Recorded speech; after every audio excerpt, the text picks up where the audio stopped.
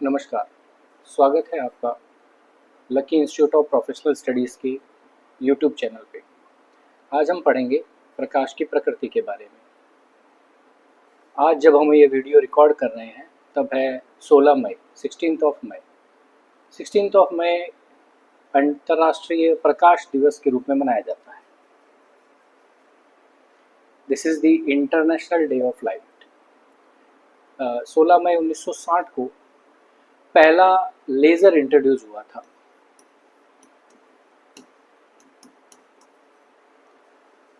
Laser जो पहला था सॉलिड लेज़र था, उसका नाम था रूबी लेज़र। उसमें Al2O3 का क्रिस्टल यूज़ करके बनाया गया था और अलग इसलिए है बाकी सब प्रकाश के जो सोर्सेज हैं उनसे कि क्योंकि ये कोहेरेंट लाइट को जो है इमिट करता है, कला संबद्ध प्रकाश को इमिट करता है।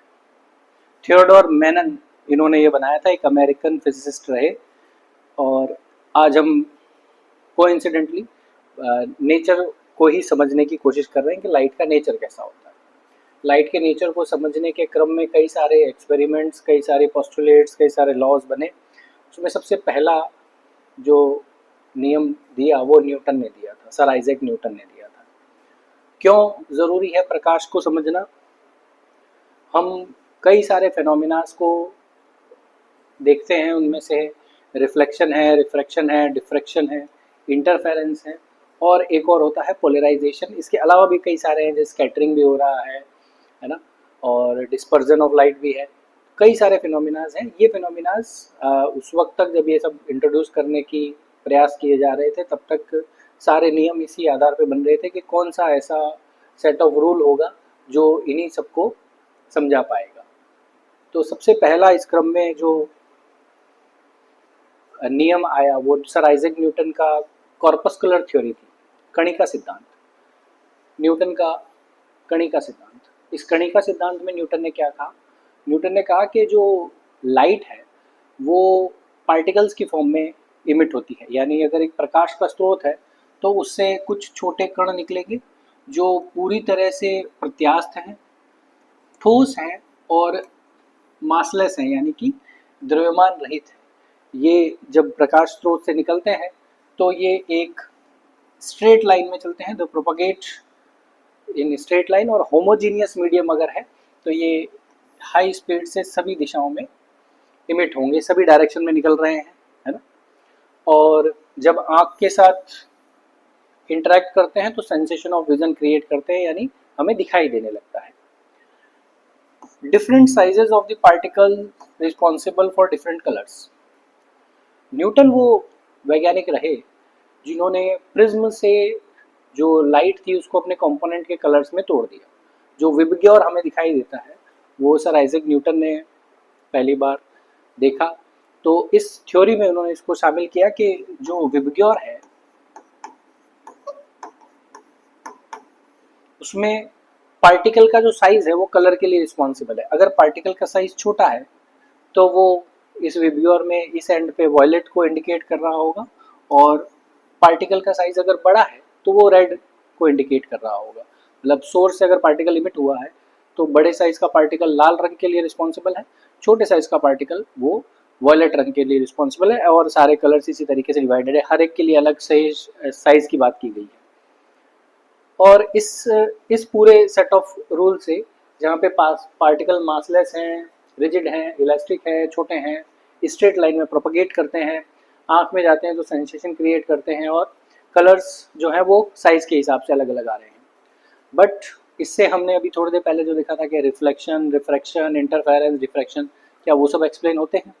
तो क्योंकि यहाँ पे स्ट्रेट लाइन का प्रोपगेशन लिया हुआ है, ये रेक्टिलिनियर प्रोपगेशन है, तो रिफ्लेक्शन जो है वो उसमें हम एक कंटिन्यूस चेन ऑफ पार्टिकल्स को इमेजिन कर सकते हैं जो किसी रिफ्लेक्टिंग सरफेस पे आएंगे और अपोजिट डायरेक्शन में रिफ्लेक्ट होके चले जाएंगे। तो रिफ्लेक्शन इस नियम से समझाया जा सकता है।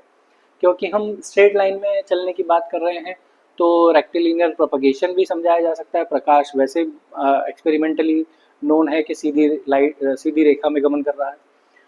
अब अगर कोई सरफेस पार्शियली रिफ्लेक्टिंग हो, आंशिक रूप से परावर्तक हो, तब कौन सा पार्टिकल कैसे डिवाइड होगा, कितना दूसरे मीडिया में चला जाएगा, कितना फर्स्ट मीडिया में रहेगा।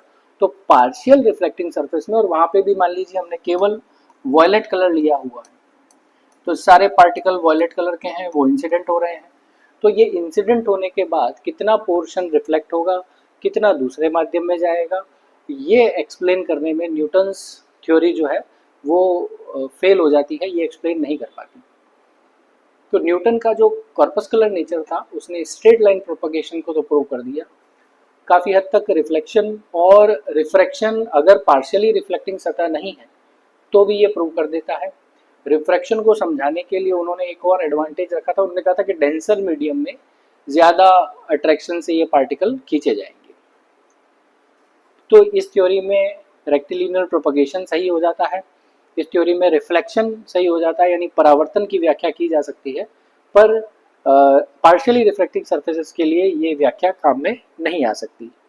तो क्योंकि ये व्याख्या काम नहीं आ पा रही थी, ये एक्सप्लेनेशन काम नहीं आ रहा था, तो फिर 1678 में 1678 में हाइगन ने अपना वेव थ्योरी इंट्रोड्यूस किया।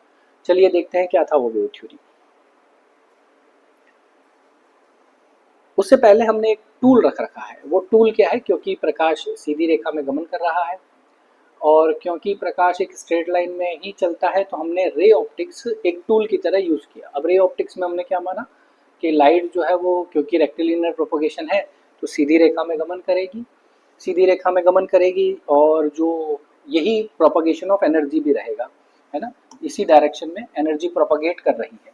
इमेजिनरी लाइंस हैं जो उस एनर्जी की डायरेक्शन को बताती हैं। इस टूल से क्या क्या चीज़ें सॉल्व हो गई। इस टूल से हमने प्रोपगेशन ऑफ लाइट को इंडिकेट कर दिया, रिफ्लेक्शन इस टूल से अच्छे से समझाया जा सकता है, रिफ्रैक्शन समझाया जा सकता है, और इमेज फॉर्मेशन समझाई जा सकती है, रे डायग्राम बनाए जा सकते हैं, मिरर से कैसे इमेज फॉर्म होगी, कहाँ फॉर्म होगी, इमेजिनरी फॉर्म होगी या रियल फॉर्म होगी, इन्वर्टेड होगी या इरेक्ट होगी।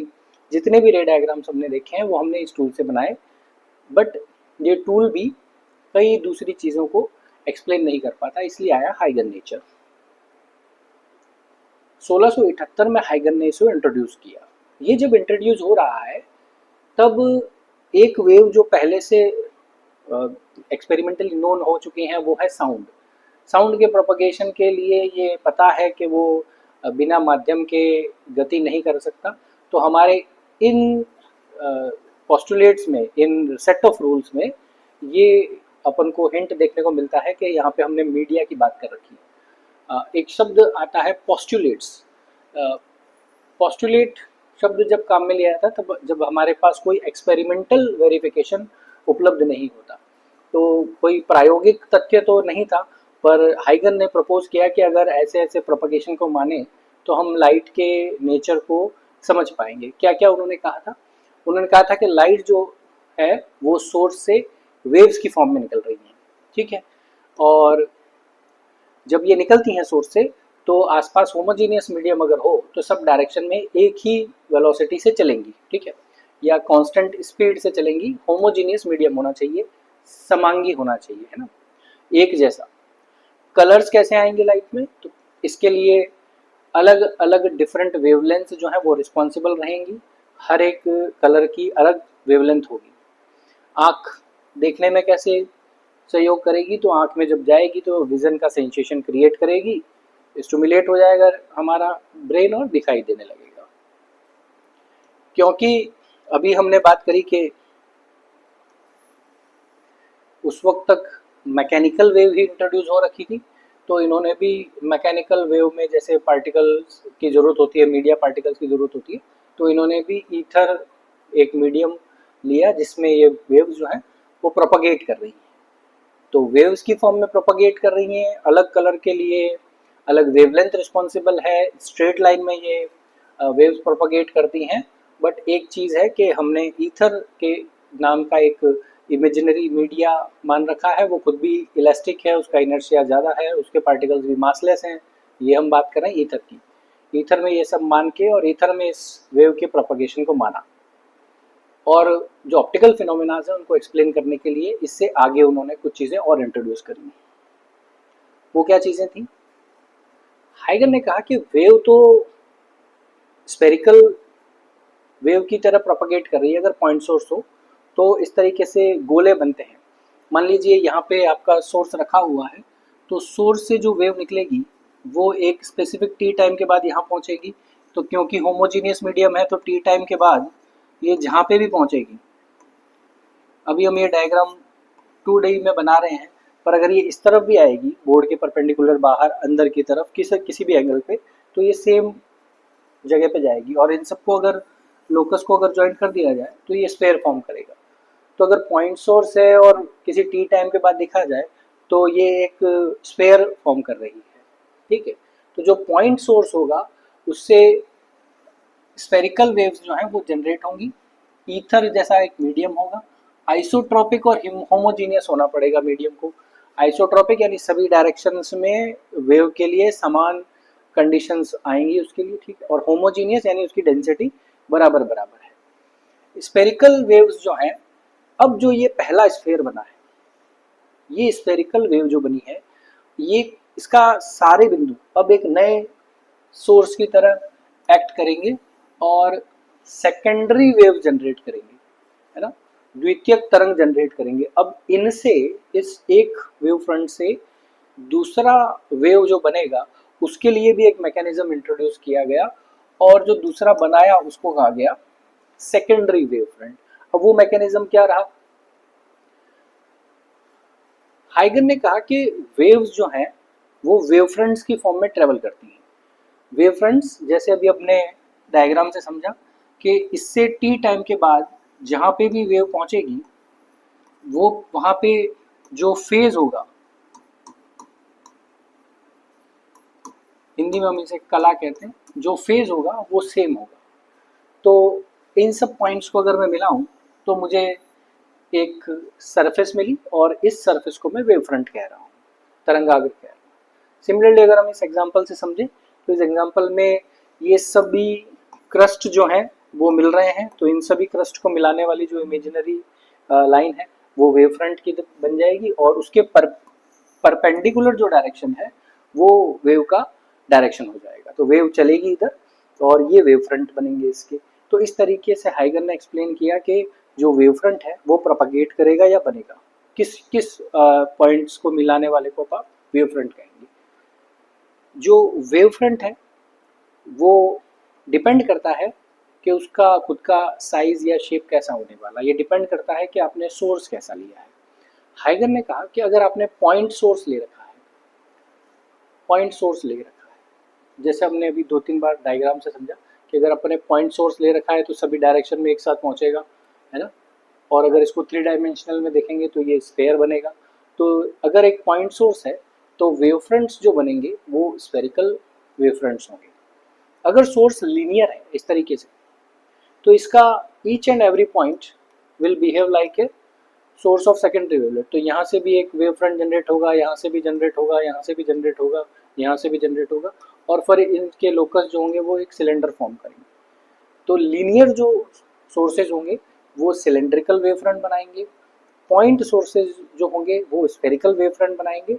और अगर इन दोनों ही वेव फ्रंट से निकला हुआ जो वेव फ्रंट है वो इनफाइनाइट डिस्टेंस ट्रेवल करके अगर आया है तो वो उसको समतल तरंगाग्र की तरह कंसिडर किया जाएगा। समतल तरंगाग्र में ये जो शीट है ये वेव फ्रंट है, और डायरेक्शन जो है वो डायरेक्शन ऑफ प्रोपगेशन एरोज से इंडिकेट हो रही है, यानी आपकी वेव जो है वो इधर जा रही है, और ये वो हाइपोथेटिकल लोकस जो है वो मिलके बना रहा है, इसको अपन प्लेन कह रहे हैं या शीट कह रहे हैं।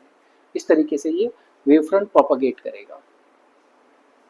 तो हाइगन के एक्सप्लेनेशन के हिसाब से जो वेव प्रोपगेट करने का तरीका होगा उसमें सबसे पहले सोर्स होगा, सोर्स से बनेगा प्राइमरी वेव फ्रंट। हम स्फेरिकल वेव फ्रंट से बनने वाले तरंगाग्र को समझने की अगर कोशिश करें तो पहले होगा सोर्स, सोर्स से बनेगा प्राथमिक तरंगाग्र यानी primary wave front. Primary wave front का प्रत्येक बिंदु, each and every point of this primary wave front will behave like a source of secondary wavelets. तो जो द्वितीयक तरंगिकाएं निकलेंगी वो स्फेरिकल फॉर्म में निकलेंगी और उन सबको मिलाने वाला, उन सबको जहाँ पे वो सेम फेज है वहाँ पे मिलाने वाली जो लाइन होगी वो सेकेंडरी वेव फ्रंट कहलाएगी। तो हाइगन के एक्सप्लेनेशन में ये वेव प्रोपागेट कैसे करती है, we have a source, then we have a primary wave front, each and every point of this primary wave front will emit wavelets, और इन वेवलेट्स के वो पॉइंट जहाँ पे ये सब सेम फेज में हो वहाँ पे अगर हम एक लोकस ड्रॉ करें, बिंदु पर ड्रॉ करें, तो this will act like secondary wave front. Now each and every point on this secondary wave front will behave like a source. तो इस तरीके से ये स्फेरिकल वेव फ्रंट प्रोपागेट करता है। तो हाइगन का ये जो एक्सप्लेनेशन था नेचर ऑफ लाइट को लेके, इससे काफ़ी प्रैक्टिकली और एक्सपेरिमेंटली जो ऑप्टिकल फिनोमिनाज हैं उनको समझने में मदद मिली। आज हम प्रकाश के प्रकृति को समझने के क्रम में इतना ही समझेंगे। अगली क्लास में मिलते हैं आप लोगों से। धन्यवाद।